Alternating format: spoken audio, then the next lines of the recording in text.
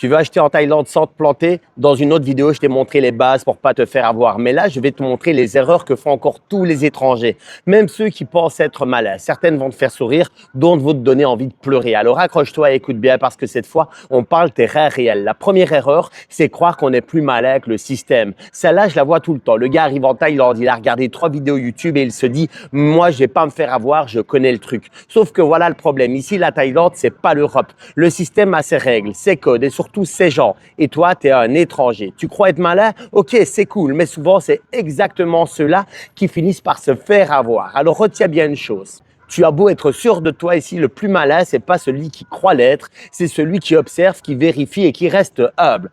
Deuxième erreur, c'est de vouloir tout contrôler à distance. Ça, c'est un classique chez pas mal d'étrangers. Ils pensent pouvoir gérer un achat depuis l'Europe grâce à WhatsApp, par email ou avec Zoom et hop, ils signent sans même venir voir le bien. Le problème, tu peux pas comprendre la Thaïlande avec Google Maps. Les distances, le voisinage, la qualité des finitions, rien de tout ça ne se voit derrière un écran. Sache qu'il y a des mecs qui vont pouvoir acheter un appartement en Thaïlande depuis leur canapé en France ou en Belgique. Mais attention, faut quand même mettre les pieds ici sur place parce que même 5 minutes de visite valent beaucoup plus que des semaines et des semaines de Zoom. Alors, viens, déplace-toi, profites-en pour venir en vacances. Même si c'est qu'un investissement où tu comptes mettre des locataires, déplace-toi.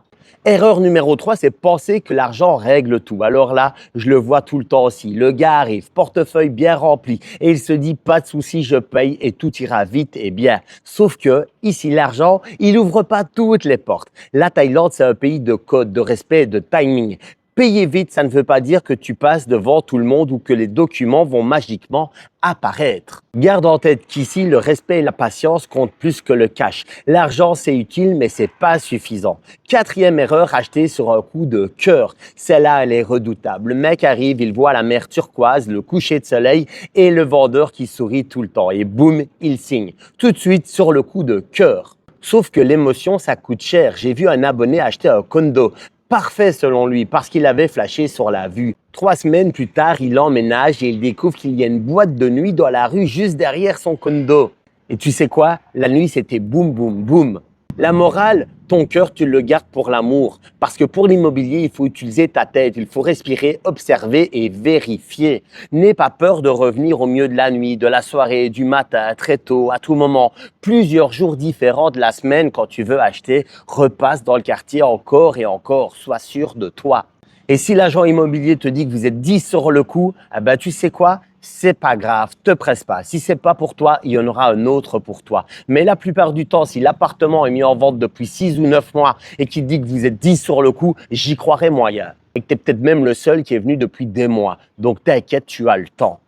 Erreur numéro 5, mélanger amour et immobilier. Alors là, c'est un piège classique. Le gars tombe amoureux ou alors il veut faire plaisir à sa copine et hop, il met la maison à son nom. Il signe des contrats, il pense que tout ira bien. Le problème, l'amour rend aveugle. Très vite, le rêve romantique devient un cauchemar incroyable. J'ai vu un mec acheter une villa et tout mettre au nom de sa copine. 2 ans plus tard, rupture et devine qui doit se battre pour récupérer son propre bien. Eh ben, c'est certainement pas elle, c'est lui. Alors ici, en Thaïlande, le terrain ne t'appartient pas, la maison peut être à ton nom, mais là encore, il y a un tas de complications et crois-moi, tu veux pas aller au tribunal en Thaïlande parce qu'ici, tu ne joues pas à domicile.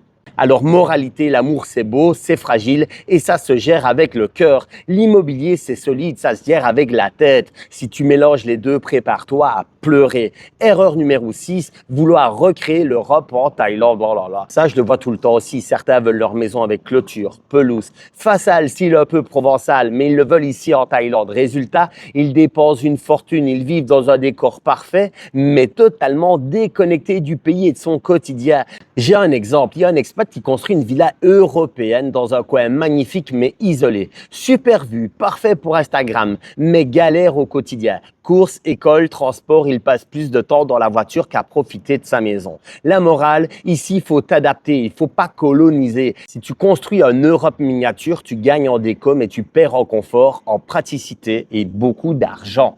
Erreur numéro 7, c'est d'acheter sans vision long terme. Celle-là, elle coûte très cher. Beaucoup d'étrangers achètent un bien juste parce qu'il est joli ou parce qu'ils pensent que ça vaudra le coup. Mais ils n'ont aucune idée de ce qu'ils vont en faire. Vivre dedans, louer, revendre, investir, rien, aucune idée. J'ai vu un gars acheter plusieurs condos ici à côté, à Pratamnak, super bien situé. Tout est beau, tout est neuf, sans plan précis. Ça fait quelques mois maintenant. Il se rend compte qu'il n'a personne pour le louer. Le marché est saturé et revendre, bonne chance. La morale, c'est qu'avant d'acheter, il faut penser long terme. Pose-toi toujours 3 questions. Est-ce que je vais vivre ici? Est-ce que je peux louer facilement? Et si je devais revendre, est-ce que ça se vendra vite? Si tu ne peux pas répondre à tout, tu t'exposes à des galères. L'erreur numéro 8, se fier aux promesses des vendeurs. Alors là, c'est le piège classique. Le promoteur ou l'agent immobilier te promet des rendements, des locataires garantis, des charges minimes. Et toi, t'écoutes. Sauf que souvent, ce n'est que du marketing. Les promesses, ça se vend, mais ça ne se réalise pas toujours.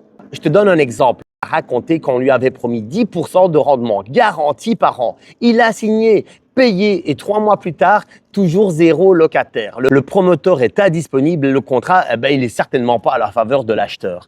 Un autre abonné m'a avoué il y a quelques jours avoir pris 3 biens immobiliers. Alors c'est bien, l'achat s'est super bien passé, sauf que là, les 3 appartements, ils sont vides. Alors je ne sais pas si l'agent lui a promis qu'il allait ou pas mettre des locataires dedans, peut-être que oui, peut-être que non, mais à mon avis, l'agent a certainement laissé sous-entendre que c'était très facile de louer, parce que sinon, tu n'en prends pas 3, tu n'en prends qu'un seul. Garde juste ceci en tête. Ici, ne signe jamais sur des promesses. Vérifie, questionne, demande des preuves. Si ça paraît trop beau pour être vrai, c'est que c'est trop beau pour être vrai. L'erreur numéro 9, acheter dans des zones qu'on ne connaît pas. Ça, c'est quand même un classique chez les étrangers qui veulent une bonne affaire. Ils achètent à l'autre bout de la ville ou dans un coin qu'ils n'ont jamais visité plus de 2 fois. Je vais te donner un exemple. Je connais un gars qui a acheté un condo à Chiang Mai, dans les montagnes. Il est au calme, il est bien, il voulait être tranquille. Ça, c'est pas mal. Sauf qu'il s'est rendu compte qu'il était à 20 minutes du supermarché le plus proche. Et la plupart du temps, à chaque fois qu'il essaye de prendre un scooter ou une voiture avec l'application Bolt, les chauffeurs, ils décommandent ou ils négocient les prix parce qu'il est excentré. Et tu sais quoi, quand la vie quotidienne devient galère, le rêve devient une carte postale inutile. La morale, connais ton quartier, vis-le avant d'acheter. L'emplacement, c'est ce qui fait la vraie valeur et surtout la revente possible. Sinon, tu achètes quoi? Un rêve et tu te réveilles dans un cauchemar logistique. Et enfin, l'erreur numéro 10, ignorer les coûts cachés et l'entretien. Ça, c'est la dernière erreur et pas des moindres, parce que beaucoup d'étrangers regardent le prix affiché et ils se disent « ça, c'est mon budget ». Sauf que les prix, c'est juste la première couche. Derrière, il y a les frais de transfert, il y a les taxes, il y a les charges de copropriété, il y a la maintenance et parfois même des meubles à racheter. J'ai un exemple. Un abonné a acheté un condo à prix canon. 3 mois plus tard, il découvre qu'il doit payer la moitié des rénovations, les charges de copropriété et une taxe qu'il n'avait pas prévue. Son bon plan, finalement, il lui coûte 20% de plus. La morale, calcule tout, prévois une marge de sécurité et considère l'entretien comme une dépense permanente. Parce qu'ici, l'immobilier, c'est pas un jeu, c'est une responsabilité. Alors voilà, tu connais maintenant les 10 erreurs que font tous les étrangers quand ils achètent en Thaïlande. Souviens-toi, ici, l'immobilier, c'est pas un jeu de hasard, c'est un jeu de patience, de lucidité et de stratégie. Les sourires, les promesses et les coups de cœur, ça ne remplace jamais la vérification, la préparation et la prudence. Alors si tu veux vraiment acheter malin, mets ton ego de côté. Observe, vérifie et prends le temps de réfléchir avant de signer. Et si tu appliques ça, crois-moi, tu dormiras tranquille et ton rêve restera un rêve, pas un cauchemar. Si tu as besoin d'être mis en contact avec un agent immobilier fiable, je te mets dans le descriptif de cette vidéo un lien sur lequel tu peux cliquer. Tu mets des petites infos, ton budget, là où tu veux t'installer, à partir de quand, et c'est lui qui te recontacte. Et si tu me regardes à la télé, tu peux même scanner le QR code qui apparaît à l'écran. Et c'est pareil, c'est comme si tu cliquais sur le lien. Si tu as aimé cette vidéo, abonne-toi, active la cloche et partage ton expérience en commentaire. Reste connecté, je te dis à dans 2 jours pour la prochaine vidéo. Salut!